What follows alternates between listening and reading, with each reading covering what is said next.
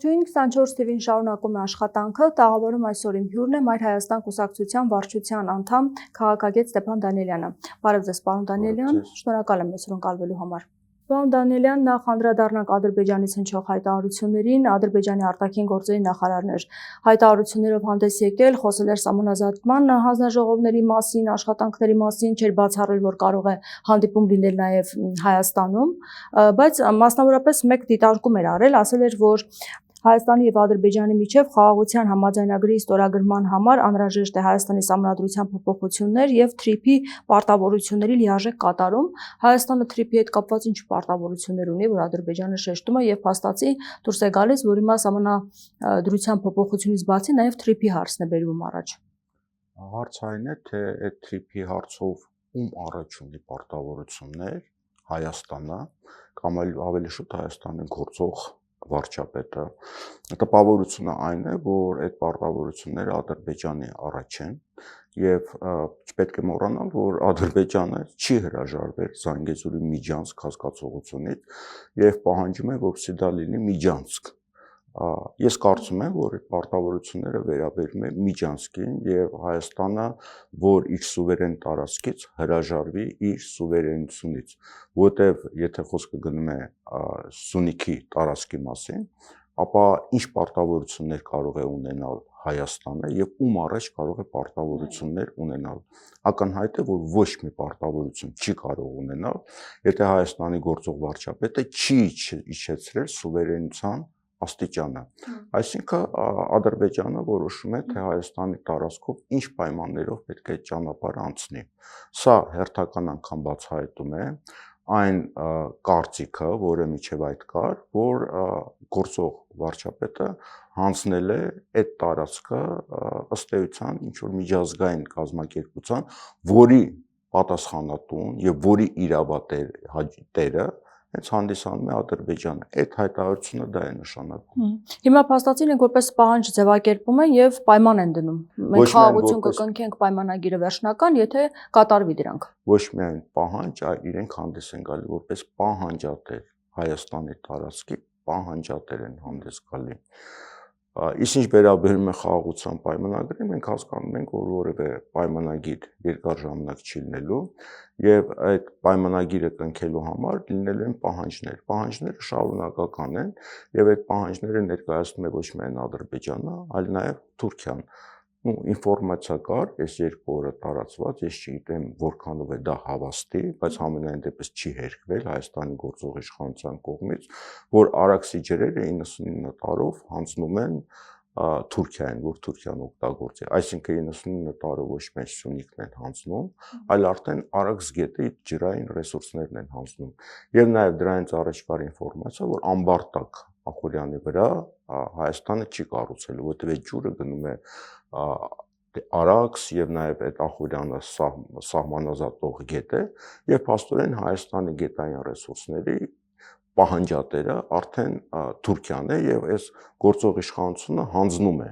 նաև ջրային ռեսուրսները, տարածքն է հանձնում, ճանապարհներն է հանձնում, ջրային ռեսուրսներն է հանձնում եւ հարց է առաջանում ինչի համար է հանձնում, ինչի դիմաց է հանձնում։ Ակնհայտ է, որ հանձնում է իր իշխանությունը շարունակելու համար, վերարտադրվելու համար եւ ինքը սպասելիքներ ունի, աջակցության սպասելիքներ ունի Թուրքիայից եւ Ադրբեջանից։ Ինչ աջակցություն։ Վերարտադրվելու համար եւ ընտրություններից առաջ ինքը պետք է ստանա ինչ որ սիմվոլիկ նվերներ։ Ինչի մասին խոսեց Թուրքիան Էրդողանն ասեց, Ադրբեջանի հետ արտգործնախարարը ասեց, որ Հայաստանի խնդրանքով մենք վարելիք ենք մատակարարում, Հայաստան եւ այլն։ Այսինքն սա հենց այդ ժեստերն են, որը այս գործող վարչապետը պետք է ներկայացնի հանրությանը հունիսի ընտրություններից առաջ եւ ըստ էության դրա տակ Հայաստանի տարածքների սուվերենության ջրային ռեսուրսների հանձնումն է Ադրբեջանի եւ Թուրքիայի։ Իսկ իրենց կողմից ինչ ընդառաջ քայլեր է արվելու։ Բայրամովը խոսել է առևտրի մասին, ասել է, որ հնարավոր է առևտուրը շարունակվի, երկկողմանի լինի այդ առևտուրը, անկախությունից ի վեր նման բան չէր եղել։ Թուրքիան ինչ կարող է ընդառաջ քայլեր անել, ինչպես դուք եք նշում Փաշինյանին իշխանության պահելու համար։ Ադրբեջանը գուցե ընտրություններից առաջ 1-2 պատանդ բաց թողի, որպես բարի ժեստ, հա, եւ նվեր Հայաստանի գործող իշխանությանը։ Իսկ ինչ վերաբերում է Հայաստանը, ինչ է ստանում, Հայաստանը ոչինչ չի ստանում։ Հայաստանը ամեն ինչ շարունակում է կորցնել եւ այս իշխանությունը քանի լինի, մենք շարունակելու ենք կորցնել ամեն ինչ եւ վերջնանպատակ որպես մենք կորցնենք Հայաստանի պետականությունը արդեն Թուրքիայում եւ Ադրբեջանում, ովքեր հետևում է Ադրբեջանի լրահոսը, պաշտոնական հայտարարություններ են արում, նաեւ Թուրքիային լուրջ վերլուծական կենտրոններ եւ նաեւ պետական պաշտոնյաներ, որ արդեն նոր կաթողիկոս, արդեն իրենք որոշել են այս կաթողիկոսը հրաժարական տալու, նոր կաթողիկոս են դնելու եւ այդ նոր կաթողիկոսի նշանակման փայատերը նույնպես իրենք պետք է որոշեն կամ համաձայնություն տան, ով է լինելու Հայաստանի կաթողիկոս։ Ես հիշեցնեմ, որ այս գործող իշխանությունը վերարտադրվել է 21 թվականին նույնպես Էրդողանի համաձայնությամբ։ Հիմա իրենք արդեն կաթողիկոսի նշանակման մեջ են արդեն փայատեր դառնում, այսինքն ջրային ռեսուրսներ, տարածքներ, հոգևոր կենտրոն, իշխանություն, այդ ամեն ինչը արդեն գտնվում է իրենց ուղղակի վերահսկողության տակ։ Իդեպ Փաշինյանը երբ այդ հարցը հնչեցվեց կաթողիկոսի հետ կապված, նա չհերքեց, բայց ասաց այդ խոսույթը տարածում են նրանք, ովքեր որ պատկերացնում են, որ ինչ-որ մեկը դրսից պետք է բերի եւ կաթողիկոս նշանակի, ասում է դարերի վեր Իրանից են կաթողիկոս նշանակել այստեղ, Թուրքիայից են օծել կաթողիկոսին, այդ իներցիայով էլ հիմա են ասում։ Դու ասում են, որ նաև ինքը այդ իներցիան է ստեղծում, որ միշտ այդպես է եղել, այդպես էլ կլինի, ինչ է եղել։ Մինչև էլ ինքը ասում էր, որ ասում են, որ 18 թվականին ինքը ասում են, որ ես եկել եմ իշխանության, որ Արցախը հանձնեմ, դա սուտ է։ Այսինքն ինքը այդ Պանդորայի արկղը կամաց բացում է։ Այն ինչ որ ինքը քննադատում է, հաջորդ քայլում ինքը դա անում է, այսինքն ինքը այդ Օվերտոնի պատուհանն է բացում, որ մարդկանց սկսեն սա արդեն անցալել, հասկանալ, ինչ որ ժամանակ հետո արդեն դառնա սովորական։ Սովորական բանը ինչ է եղել կաթողիկոսին միշտ նշանակել են Օսմանյան Թուրքիայից կամ Պարսկաստանից իրենց համաձայնությամբ։ Նույնն էլ կշարունակի, ինչ խնդրեմ կա։ Կարծում եք հենց այնպես չի այդ խոսակցությունները։ Իհարկե այդպես չի։ Իդեպ թուրքական երբեք կներեք ոչ մի բան այնպես չի ասում, հա։ Երբ որ ինքը հիշում եք Ղափան-Գորիս ճանապարհի այդ հատվածը հանձնելուց առաջ ինքը այն երկու գյուղերի անունը ադրբեջաներեն արտասանեց, չէ, ադրբեջանական անվանումներով։ Դա նշանակում էր ինքը պաշտոնապես ընդունեց, որ այդ ճանապարհի այդ հատվածը պատկանում է Ադրբեջանին։ Հիմա այս հայտարարություններով ինքը արդեն Ադրբեջանին եւ Թուրքիային հասկանալ է տալի, որ ձեր այդ պահանջը արդեն քննարկման փուլում է, նայեք, ես էլ արդեն խոսակցություն եմ բացել դրա մասին։ Դեպ երկու կաթողիկոսի անուն է քննարկվում։ Մեկը պատրիարքը, որը Թուրքիայում է, Սահակ Մաշալյանը, մյուսը ԱՄՆ-ում գործող հոգեվորականն է Սրբազանը, ով նաեւ միացել է Բեհապարի հեռացման պահանջին։ Ես չգիտեմ ինքը հիմա նույնպես միացել է, թե արդեն դուրս է եկել այդ պայքարից, միջալից շատ եպիսկոպոսներ, արդեն մի քանի հոգի հրաժարվում են, սա ցույց է տալի, որ արդեն պարտության գործընթացն է գնում եւ այդ սեպարատիստ հոգեվորականները արդեն քայքայման փուլում են գտնվում։ Նրանք հետ քայլ են անել, այսինքն դուք ինչից եք ենթադրում, որքանով ես հասկանում եմ, իդ քայլի գործընթացները սկսվել։ Իրենք հասկանում են, որ իրենց արդեն դավաճանի պիտակի կպսրած, առավել եւս դրանց մի մասը իրենց կամքով չեն միացել այդ սեպարատիստական շարժմանը։ Մի մասը նույնիսկ չեն ստորագրել, բայց անունները գրված են։ Որովհետև իրենք կոմպրոմատների տակ են, քրեական գործեր կա ոմանց վրա կարող են քրեական գործեր լինել, սակայն իրենք հասկանում են, արդեն հասկանում են, որ իրենք դառնում են ոնց որ համազգային չարիք դավաճանի պիտակներ արդեն ունեն, մի մասը արդեն վախենում է տնից դուրս գալ, վախենում են փողոց գնալ եւ Էջմիածնի վերջի դեպքերը, երբ որ իրենք չկարողացան գրավել Մայր աթոռը եւ ժողովուրդը դուրս եկավ եւ պաշտպանեց, դա նշանակում է իրենք արդեն պարտվել են եւ այդ պարտությունը ունի նաեւ արտաքին հետագիծ, որովհետեւ կան քաղաքական կենտրոններ, դրսում աշխարհաքաղաքական, որոնք որքանով ես եմ հասկանում, սատարել են այս գործող վարչապետին, որովհետեւ կաթողիկոսի փոփոխություն լինի եւ եկեղեցին վերցնեն իրենց վերահսկողության տակ, բայց իրենք չեն ասել ուժի միջոցով դա արի, ասենք ոստիկաններով, հատուկ ծառայությունների միջոցով գրոհի եկեղեցին ֆիզիկապես բռնություն իրականացրա, որովհետեւ դա շատ վատ նախադեպ է ամբողջ աշխարհում, աշխարհը հիմա փոքրացել է, հա, այդ նախադեպը իրենք չեն կարող թույլ տալ, իրենք ասել են ներքից կարող ես քայքայել, ներքից ինչ-որ ապստամբություն բարձրացրա ներքին կարգով հոգևորականների միջոցով փոխի կաթողիկոսին։ Եթե դա չի ստացվում, ապա ֆիզիկական գրոհը արդեն խաղի կանոններից դուրս է գալի եւ այդ պատճառով այս գործող վարչապետը արդեն հետ քայլեր է անում, որտեւ իրեն արդեն կարմիր քարտ են ցույց տվել։ Բայց արդյոք իսկապես նա հետ քայլ է անում Փաշինյանը, որովհետև երեք գրել էր, թե դա տարբեր կերպ մեկնաբանվեց, որ ժամանակ չկա, պետք է գործել եւ այլն, եւ շատերն ասում են հենց եկեղեցուն էր դա վերաբերում։ Ինքը իրեն ծուղակի մեջ է դրել, որովհետև երբ որ ինքը այս եկեղեցու դեմ պայքարը ինքը դարձրեց քաղաքական պայքար, չնայած ինքը մեղադրում էր հոգևորականներին, որ քաղաքականության մեջ են մտել, բայց իր այդ սեպարատիստ հոգևորականները քաղաքական ելույթներով են հանդես գալիս, սկզբից խոսքը կուսակրոնության մասին, հետո ասում են եկեղեցին կառավարվում է այլ տեղերի կենտրոններից, մենք պետք է այդ այլ կենտրոնների վերահսկողությունից դուրս գանք, քաղաքական ելույթներ, որ երկրի ներսում քաղաքական իրավիճակը պետք է փոխեն, փոխելով կաթողիկոսին, այսինքն իրենք եւ ներքաղաքական եւ արտաքին քաղաքական կյանքում քաղաքական հայտարարություններ են անում, ինչը դատապարտում էր այս գործող վարչապետը, այսինքն սա արդեն քաղաքական ինչ-որ շարժում էր եպիսկոպոսների,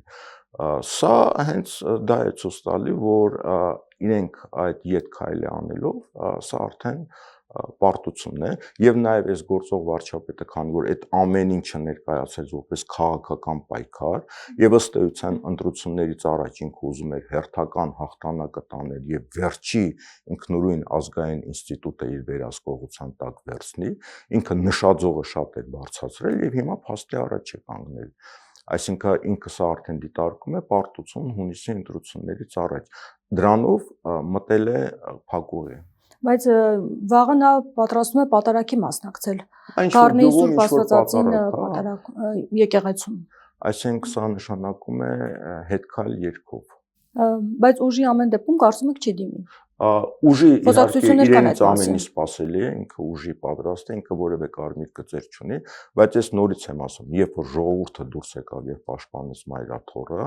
սա ցույց էր, որ լինելու է մեծ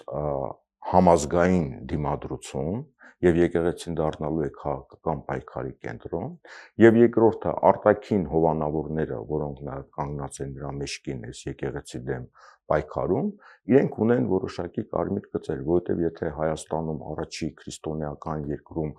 ուժի ոստիկանների միջոցով բռնություն է իրականացվում Մայր Աթոռում, սրբավայրում,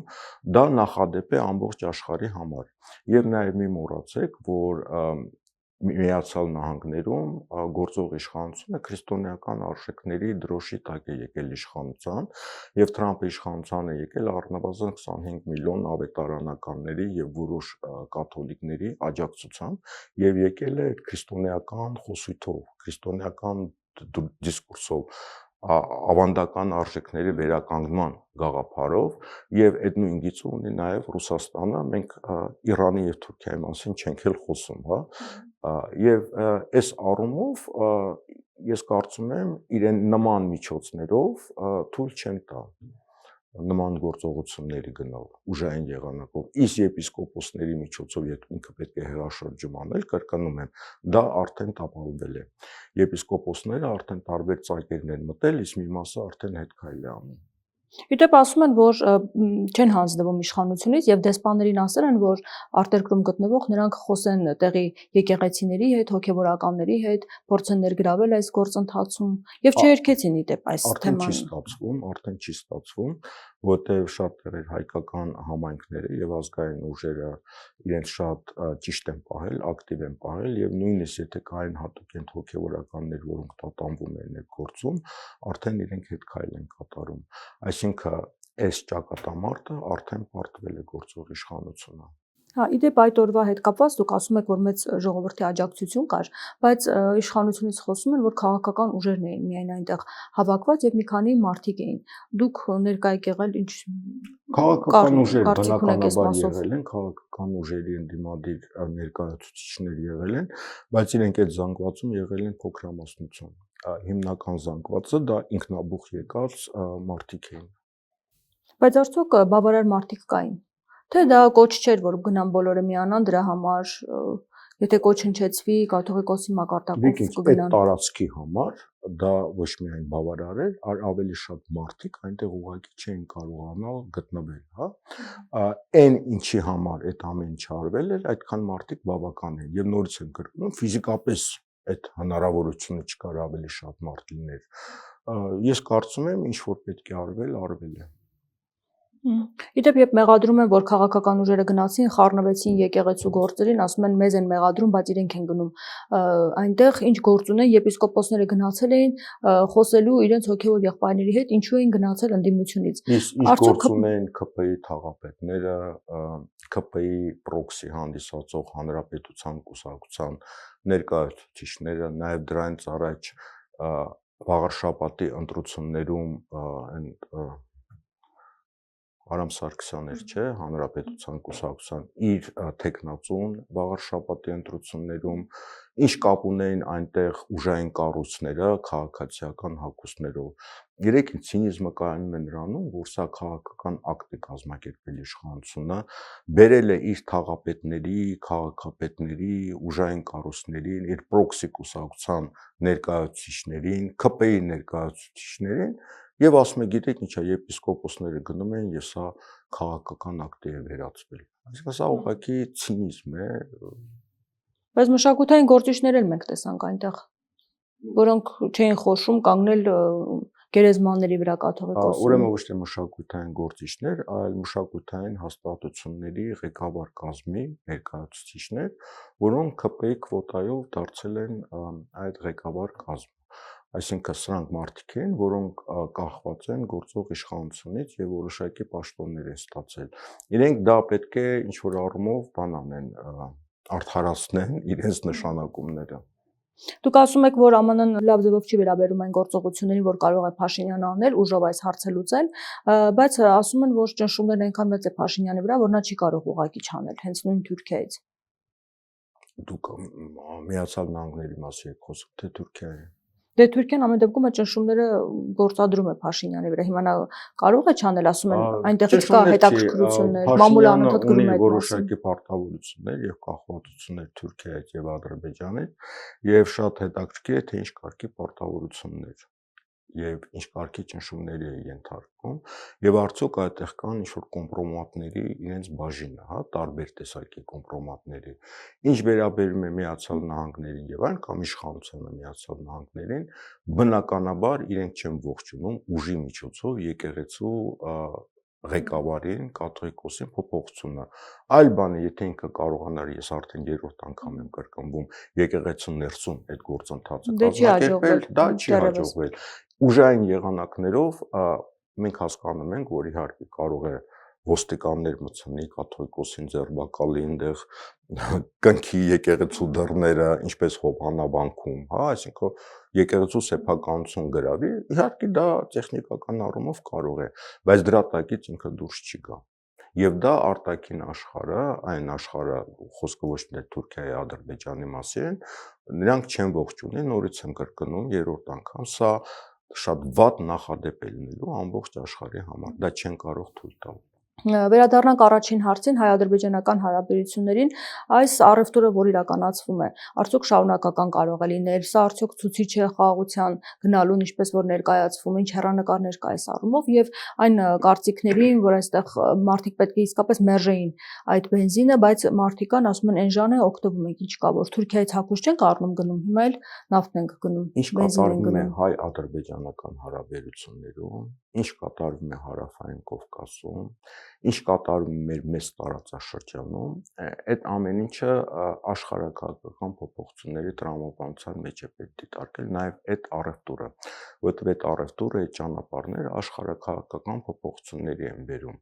Հիմա մենք գտնվում ենք հարափոփող աշխարհում, որտեղ լրջագույն աշխարհաքաղաքական փոփոխություններ են կատարվում, եւ դա կապված է նաեւ ուկրաինական պատերազմը, որը ըստ էության ռուս-եվրոպական պատերազմ է։ Եթե այդ պատերազմը կանգնի, ապա դա լինելու է նաեւ Եվրոպայի անվտանգության կանոնների շրջաբանում, որտեղ ինչ որ Ռուսաստան եւ Ուկրաինան պայմանավորվեն, դա լինելու է եվրոպական անվտանգության նոր համակարգը եւ լինելու է աշխարհի նոր համակարգի հիմքերից մեկը, այդ սկզբունքները, որոնց շուրջ այդ համաձայնությունը ձեռք կբերեն, պատերազմը կկանգնի։ Այս ամեն ինչը բերելու է աշխարհաքաղաքական փոփոխությունների եւ դրա տրամաբանության մեջ նաեւ կորոշվի Հարավային Կովկասի ճակատագիրը, նաեւ Հայաստանի եւ Ադրբեջանի միջև եղած ճակատագիրը, դրանով կորոշվի թրիփի ճակատագիրը, թե ովքեր են մասնակցելու, ինչպես են մասնակցելու, ինչպես է աշխատելու այդ ճանապարհը որ ուղղությամբ է աշխատելու միայն արևելք եւ արևմուտք, թե հյուսիս-հարավ, Սյունիքը կլինի մեր վերահսկողության տակ եւ թե մեր վերահսկողության տակ չի լինի, այս ամեն ինչ այս հարափոփող աշխարհի տրամաբանության մեջ է պետք դիտարկել։ Շատերը այս ամեն ինչը դիտարկում են Հայաստան-Ադրբեջան հարաբերությունների մեջ, ինչ կասի Ալիևը, ինչպես իրեն կպահի գործող վարչապետը եւ այլն, իրենք նույնպես գտնվում են այդ տրամաբանության մեջ եւ իրենք նույնպես ինքնուրույն չեն։ Բայց պատերազմն չի ավարտվում ռուս-ուկրաինական ու այդ անորոշությունները մնում են։ Այո, պատերազմը չի ավարտվում, անորոշությունները մնում են, միտումները ավարտվելու ակնհայտորեն կան։ Դա կավարտվի 1 ամսից, թե կավարտվի կես տարի հետո, արդեն ես չեմ կարող ասել, բայց որքան շուտ ավարտվի, այնքան ավելի շատ հստակություն կլինի եւ ես կարծում եմ, որ երբ որ մենք նայում ենք ինչի շուրջ են պայմանավորվում, հա, Ռուսաստանը եւ Ուկրաինան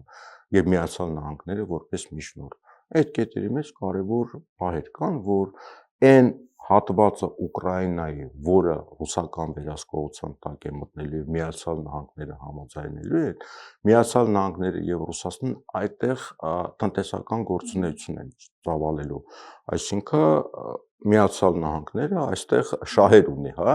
եւ դրանով ճանաչում է այդ տարածքները Ռուսաստանի կազմում։ Նաեւ Ուկրաինայի կազմում տնտեսական շահեր ունի։ Ռուսական սառեցված այդ գումարների մասին չէ խոսքը։ Միացյալ Նահանգները ասում է այդ գումարները արեք 50-50 բանով, ես ու Ռուսաստանը շահագործենք, հա, իսկ ռուսական գումարի մի մասի փայատեր է մտնում, Ռուսաստանը ըստ էության համաձայնում է, Արկտիկայի մասով իրենք արդեն ունեն պայմանավորվածություններ, ես կարծում եմ իրանք ունեն փակ պայմանավորվածություններ նաև Հարավային Կովկասի մասով, այնտեղ խնդիր է դրված նաև Իրանի հետ ինչպես վարվել եւ Իրանի քաղաքականությունները ինչպես փոխել, նաև Իսրայելի կոնտեքստում, որտեղ Միացյալ Նահանգները իր ազգային անվտանգության ռազմավարության մեջ ուղղակիորեն գրված է, որ մերձավոր արևելքում իրենք ներկայացնում են Իսրայելի շահերը, իսկ Հայաստանը մեծ մերձավոր արևելքի տարածաշրջանի մեջ է գտնվում։ Իրանը հենց այն կենտրոնական հարցն է, վաղը Թուրքիան լինելու է կենտրոնական հարցը։ Թուրքիայի դեմ արդեն ռազմական միություն է ստեղծվում, չէ՞, Իսրայել, Հունաստան, Կիպրոս, որին կարող է մասնակցել նաև Ֆրանսիան։ Դες մեկ ֆունդամենտալ փոփոխություններ են տեղի ունենում եւ այս հարցերը առևտուր Հայաստանի եւ Ադրբեջանի մեջ, հայ-թուրքական հարաբերություններ եւ այդ գլոբալ խնդիրների մի հատվածն է, որը սրանց լուծման տրամաբանության մեջ է գտնվելու։ Հիմա մենք ինչ որ բան փուլում ենք, հա, անցման փուլում ենք եւ այդ անցման փուլը շատ վտանգավոր է եւ շատ վտանգավոր է, որ մենք այսօր ունենք Հայաստանում մի իշխանություն, որի ղեկավարը ես կարծում եմ կոմպրոմատների տակ է գտնվում եւ վերահսկվում է Ադրբեջանի եւ Թուրքիայի կողմից։ Եվ այս ընթացքում ինքը որքանով զիջումների գնա, այնքանով այդ զիջումները ինչ որ առումով կլինեն օրինականացված։ Իսկ գուցե 6 ամիս հետո, մի տարի հետո այլ իրավիճակ կլիներ եւ եթե մենք նորմալ իշխանություն ունենայինք, այս զիջումները մենք չէինք գնա։ Սա շատ կարևոր է եւ շատ կարևոր է հասկանալ, որ 26 թվականի հունիսի ընտրությունները դրանք ըստ էության ազգային ազատագրական պայքար է, այսինքն մենք պետք է այդ թուրք-ադրբեջանական իշխանության ներկայացուցիչի դեմ կարողանանք իրեն վռնդել իշխանությունից եւ ազատագրել Հայաստանը։ Բայց ինչ կոմպրոմատներ կարող է ունենալ Թուրքիան Փաշինյանի վրա։ Տարբեր տեսակի կոմպրոմատներ, սկսած ֆինանսական, ով գիտի որտեղ ինչ գումարներ են պահել, ով գիտի ինչ գործարքներ են գնացել, նաեւ անձնական կյանքից, ես չգիտեմ, ես սա ենթադրություններ եմ անում։ Ամեն դեպքում նաև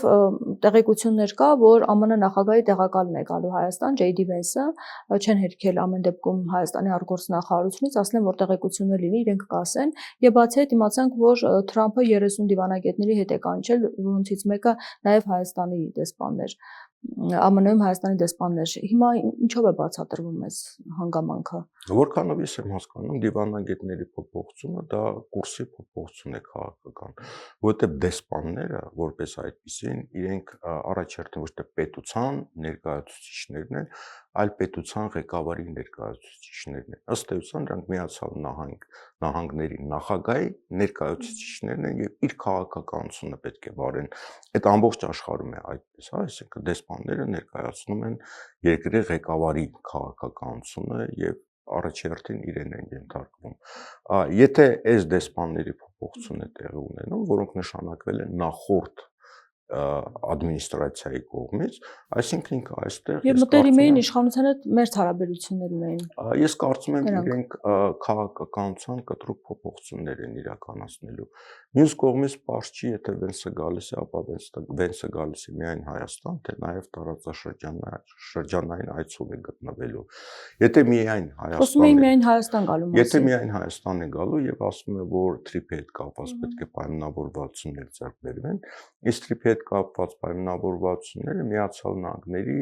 այս ռեգիոնում աշխարհակաղակական քաղաքականության հետ է կապված, հա, ինչպիսի պայմանավորվածություններ կլինեն, այնքանով Միացյալ Նահանգների դերը մեծ կլինի եւ այդ դեպքում առաջանում է հարց. եթե Միացյալ Նահանգները գալիս է Հարավային Կովկաս եւ Հայաստան, ապա գետնի վրա ինքը որևէ լուրջ ազդեցություն չի կարող ունենալ, որովհետեւ ռազմական ուժ եւ այլն, այսինքն նույնիսկ Վենեսուելայում չեն կարողանում ռազմական գործողություններ սկսել, որովհետեւ երկրի մեջ կա մեծ դիմադրություն։ Հիմա Հայաստանում ինչպես է գործելու, ինչ ռեսուրսներով է գործելու, սա ենթադրել է տալի, որ եթե գալու է եւ այստեղ լուրջ պայմանավորվածություններ է ձեռք բերելու, դա պետք է համաձայնեցված լինի Ռուսաստանի եւ Թուրքիայի հետ։ Եվ նաեւ դա կապ ունի Իրանի հանդեպ վարած քաղաքականության հետ։ Այսինքն այս sense մի հատ բարդ գծիկի մեջ ենք մենք գտնվում։ Դեպ Ռուսաստանից առաջարկում են, որպեսզի քննարկեն թրիփի հետ կապված իրենց ներգրավվածության չափը եւ այլն, այստեղից էլ ասում են մենք ինչ քննարկենք Ռուսաստանի հետ, դա հայ-ամերիկյան ընկերություն է, պայմանավորվածություն այդպեսին եւ հայ-ամերիկյան կազմակերպություն է լինելու։ Բայց որ Ադրբեջանի արտգործնախարարը ասում է պարտավորություններ ունենք, ինչու չեն ասում, իսկ Ադրբեջանը ինչ կապ ունի, ինչի նման հայտարարություն չի արվում։ Ինչի չեն ասում, ինչ գործ ունի Ադրբեջանը մեր տարածքի խնդիրների հետ եւ ինչ որ պարտավորությունների մասին է խոսում, որ Հայաստանը վերցրել է իր տարածքում Ադրբեջանի արչեւ պարտավորությունների։ Իսկ ինչի այդ ժամանակ այս գործող իշխանության, ինքնիշխանության այդ բնազդները չեն գործում, այդ չեն վիրավորվում, հա, որ Ադրբեջանը նման կերպ է պահում։ Ես կարծում եմ, որ Միացյալ Նահանգները եւ Ռուսաստանը